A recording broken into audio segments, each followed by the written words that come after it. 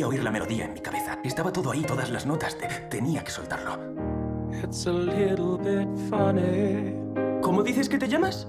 Me llamo ¡Reggie! Reginald Dwight. Reginald. Así se llamaba mi abuelo. ¿Cómo puede un gordo salido de la nada convertirse en cantante? Tienes que matar a la persona que ibas a ser y convertirte en la persona que quieres ser.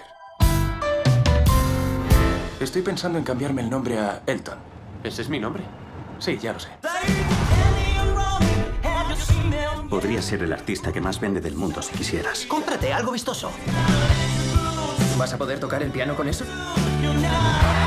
Demuestra quién eres.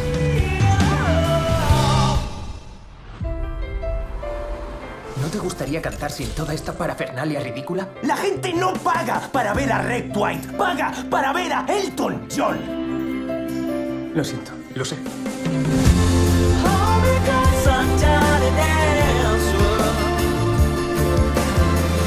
Es que no te importa la presión a la que estoy sometido. No creas, yo seguiré cobrando mi 20% después de que te hayas suicidado.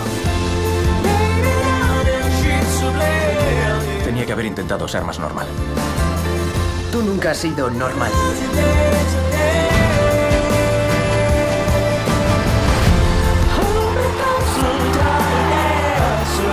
Con lo tímido que eras de niño. Y mírate ahora.